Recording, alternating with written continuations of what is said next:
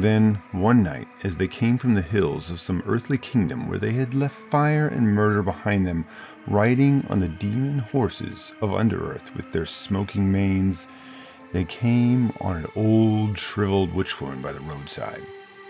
The moment she set eyes on the riders and their strange mounts, she called out, "Blessed be the name of the Dark Lord, and let him do me no harm." To which Ezran smiling replied, "Time has harmed you enough with his claws." "So indeed he has," cried the witch, her eyes glittering greedily. "May the Dark Lord grant me my youth again?"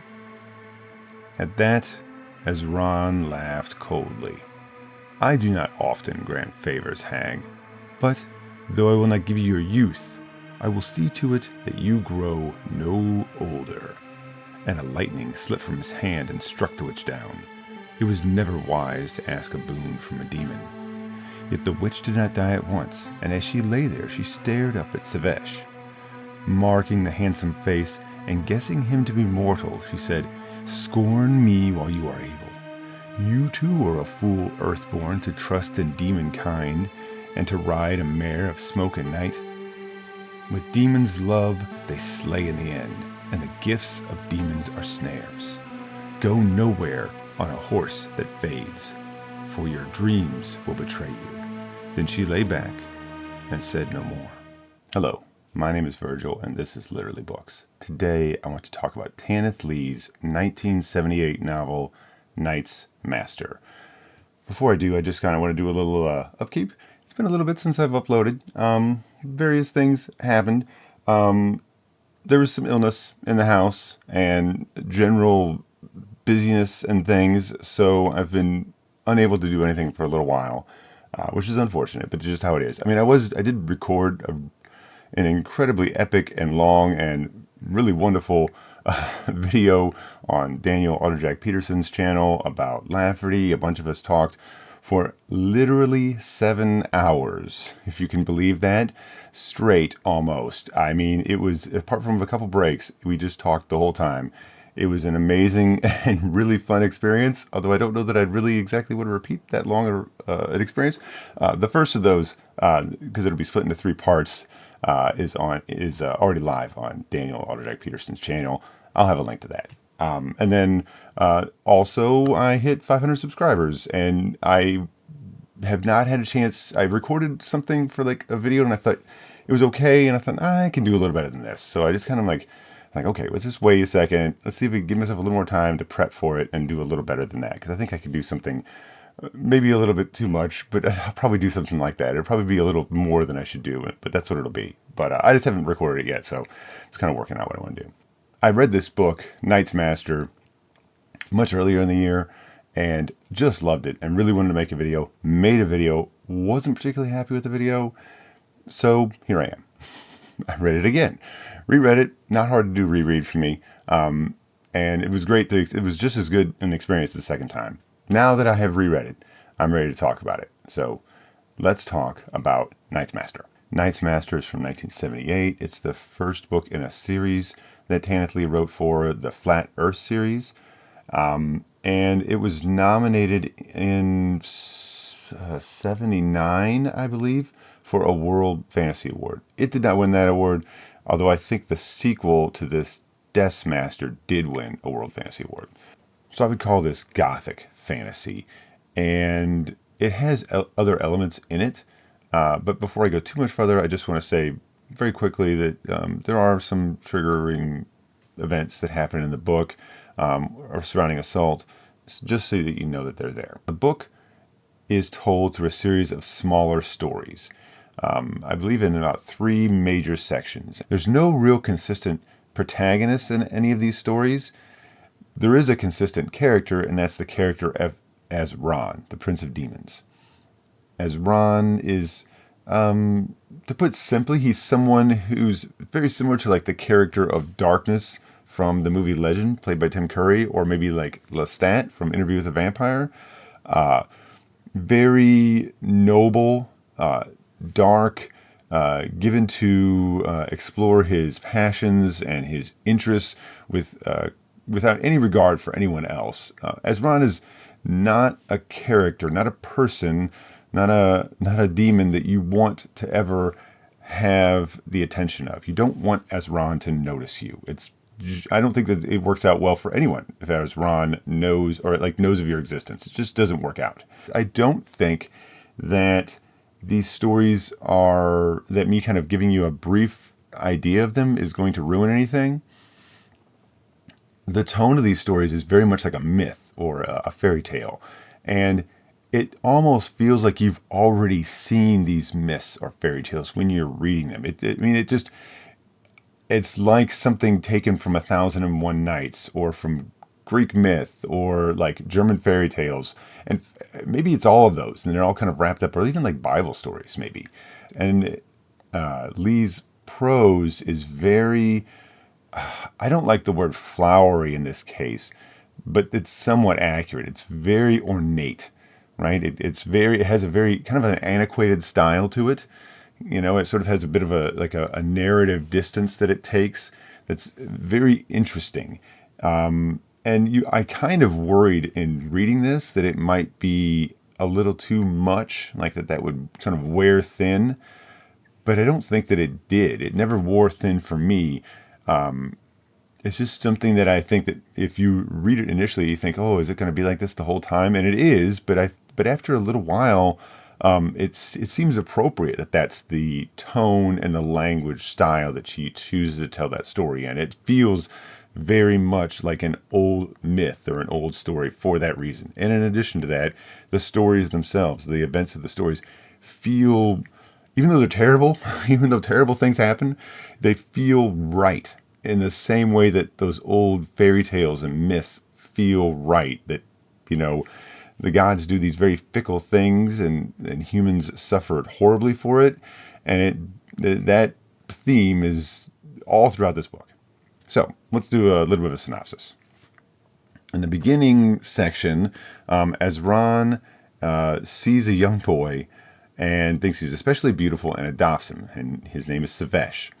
And Sevesh, as he grows up in the Underearth with Ezran as his lover, eventually pines to see the sun.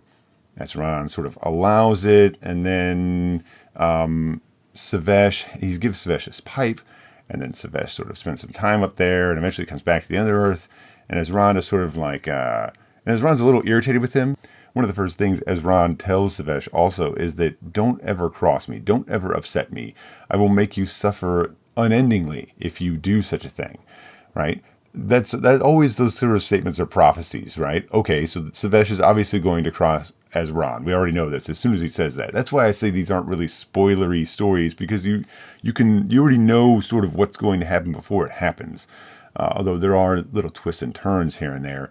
But it's the telling of the story that Lee gives us that's so good. Anyhow, Ezran brings Sevesh back to the underworld after this visit, and to sort of like distract him, he creates this woman from a flower whose name is Pharazin.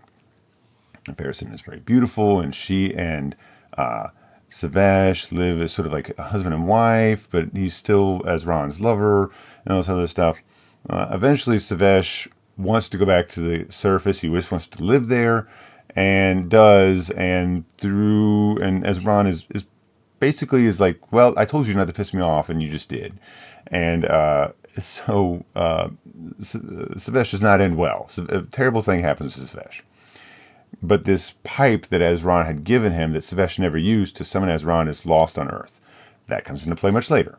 Meanwhile, Pharazin, having lost Sevesh, is very sad. She cries these tears that are super beautiful. These demons called Drin, which are kind of like ugly dwarf demon things, makes these jewels out of these tears. Another Drin steals it. Then they had a sort of confrontation in front of Ezran, which they both realized when it happens was like a terrible idea to bring up this problem in front of Ezran, and they both are punished in one form or another, and these jewels are set into a necklace, and this necklace is deposited on Earth, where it causes incredible amounts of suffering, because anybody who sees it covets it beyond all sort of like reason, and lots of terrible things happen to people, and eventually it ends up, of all places, in the possession of a serpent. And this serpent, which was very benign, poisonous serpent, but very benign, grows into a monster. And there are centuries of this serpent protecting this necklace and killing countless heroes before a blind poet by the name of Gazir goes to this tree where the serpent protects the necklace and eventually is able to acquire the necklace through actually compassion, and is able to get this, and he uses this to go to the underworld and returns this necklace to Ezran and brings Pharazin back because he knows of her and is in love with her. And Khazir is not affected by the necklace because he can't see, he's blind. Ezran is not entirely happy with the fact that through a very pointed question that I'm not going to reveal because the answer to the question is actually super interesting, because the way that Khazir gets Pharazin from Ezran is by answering a question that Ezran presents to him, and the question is so well executed that Ezran sort of grudgingly allows them to leave, but unfortunately they don't get to have a lot of time with each other before Ezran intervenes again, and that closes the scene of the first set of stories. And then the next set of stories starts. This one is about a king whose name I don't remember, who sort of boasts that he was greater than the gods, or is equal to the gods. And Ezran hears this, and this king has this fool's chair where anyone can come and sit, and if they sit in this chair, they will be given the best the king has to offer as far as fare goes. But when the dinner is over, the king can do whatever he wants with this person. And so this hermit comes to this king's castle and sits in this chair, and every time they bring him a dish, the dish is spoiled or nasty or something terrible happens with it. And this guest is mocking the king and making him very angry. Well, it turns out that this guest is Ezran in disguise, and he punishes the king, and horrible things happen to the king and many of his people, and they're overthrown. And this king has a single youngest daughter who lives and who is rescued from, in the process of being eaten, I believe, by jackals, by this hermit. She's raised by this hermit. She's horribly disfigured and everything else. And she had this very tranquil life. But then when the hermit, when the hermit passes, terrible things happen to her, and she basically completely has a mind flip. She learns sorcery. She gets incredible revenge on the people who wronged her. She reclaims her father's throne, and she summons Ezran by locating the pipe of Sevesh that has been at the bottom of the ocean for centuries. And she sort of sets up a trap for Ezran, which is extremely dangerous, but for a reason I'm not going to reveal, Ezran does not punish her, partly because of what happens later, and makes her extremely beautiful. And she uses her extreme beauty instead of her armies to subdue everyone, because she is more beautiful than anyone. In fact, to look at her is to essentially not be able to resist doing anything she asks you to do. Two young men who live in a far-off land who have an incredible collection of diamonds, each owning half, and there's a curse on these diamonds that they own, that if they are ever taken from them, that whoever the taker will die. They must be given freely. And so this queen comes and she meets one of the brothers and basically gets all his diamonds, but the other brother, being smart, keeps away from her. But his brother comes to him and convinces him to give him all of his diamonds as well. So now she has all their diamonds, and she leaves, and the youngest of the two brothers, the one who is sort of ensorcelled by her, is lamenting and is wasting away, and the older brother takes the single gem that they have left, the single diamond, which is on the door to their father's tomb, and he sort of takes it to go and sort of mock Zaraeus, I believe is her name. Sorry, Zaraeus. He sort of goes there and says, "Well, you didn't get this one." And she's like, "Well, why do I care?" He is kind of annoyed. And then he has a vision, and this vision sort of reveals to him a way to defeat Zaraeus, or to be at least avenged. And he fashions a mirror for Zaraeus that is magical. And I'll stop right there. The next story is about a young couple, and the bride is especially attractive. And as Ron notices her and tries to seduce her, and she rebuffs him because she feels uncomfortable and she's dedicated to her soon-to-be husband. As Ron tries again and is rebuffed again and is a little irritated, and he tries one more time in the guise of her lover, of her soon-to-be husband, and she still recognizes something wrong and sort of says, no, this doesn't seem right, and which upsets Ron, and he essentially curses them, and a horrible thing happens.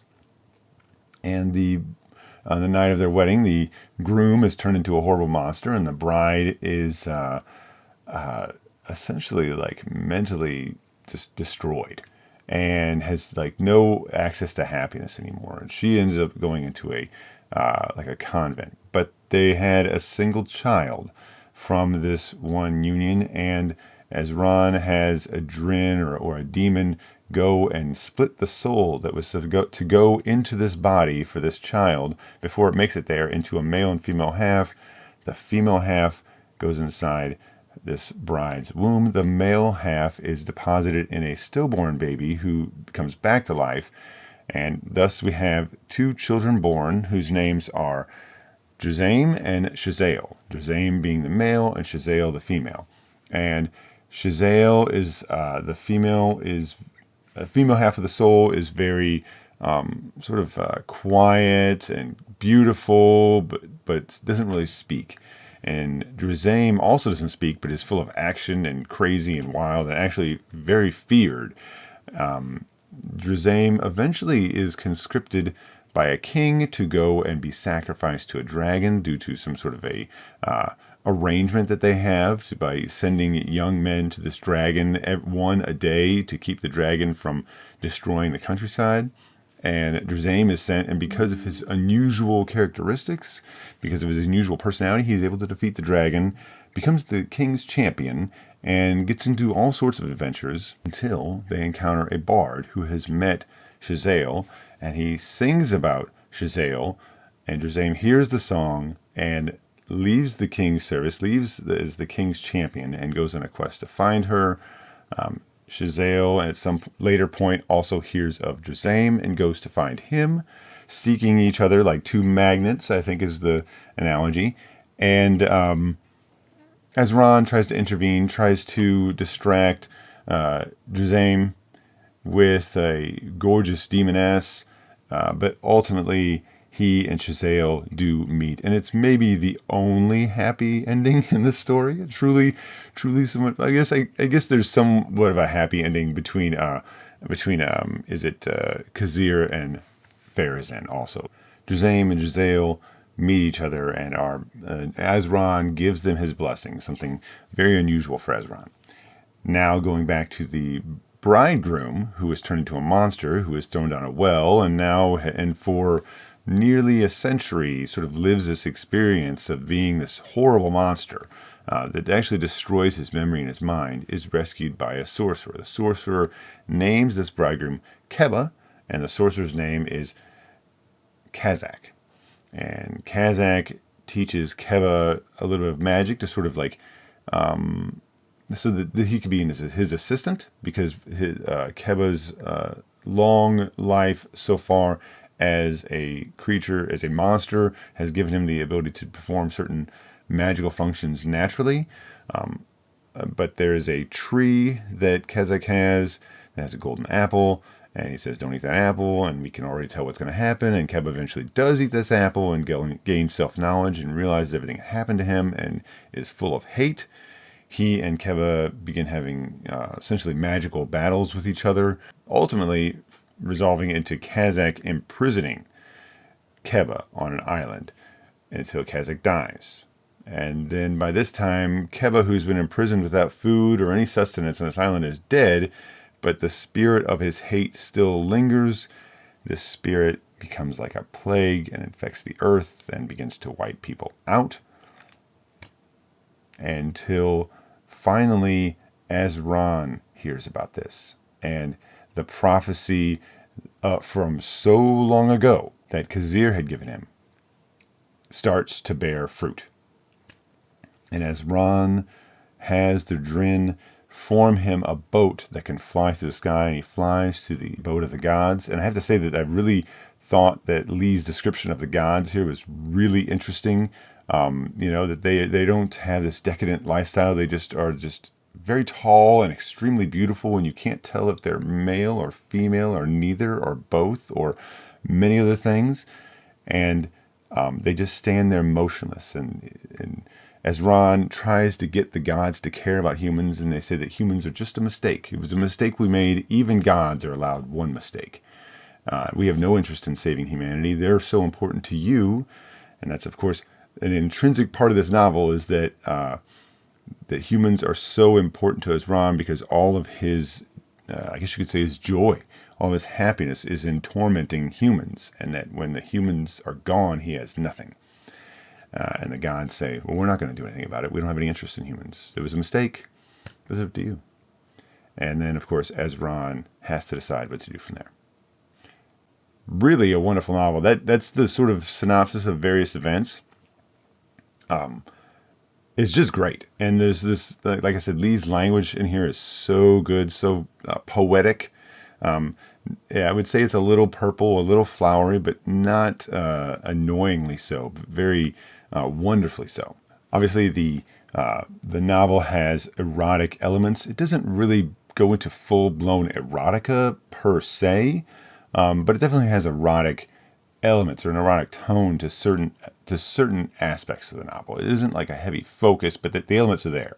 I think it's interesting that our main protagonist, as Ron, who appears in all these stories and whose influence comes back again and again, is really the antagonist, right? I mean, that's the person who's persistent in all these stories. And I like that at the end, as Ron, who has done so many horrible things to humans, so casually, so frivolously, is the one who ultimately has to do something to keep humanity around. I really liked that. In fact, I would say that this is probably right up there with the Elric saga, with my favorite ending to a fantasy story. Although the Elric saga, I'm thinking, was the end of the Elric series, and then this is the end of just the first book. But in any event, I really liked the ending of this. And of all fantasy stories I've read, this is one of my favorites. I really liked what had to happen. I thought it was kind of great to sort of, make a final bit of a description or pitch, I guess, to sort of maybe convince you to try this book, because I think it's if you like fantasy, I think you're going to really like this book. If you like myth, I think you'll really like it. In fact, I'm very interested in reading much more Tanith Lee. This is such a great book. So very good. I feel like it really should have won the World Fantasy Award for the year that it was written. I've not read someone who can write something quite like this and pull it off so well. I think if you like something like Dark Souls or something like that, if you like that mood, if you liked Vermis, right? I think that this book is something worth checking out. I think that it might hit on that tone that you've kind of been looking for.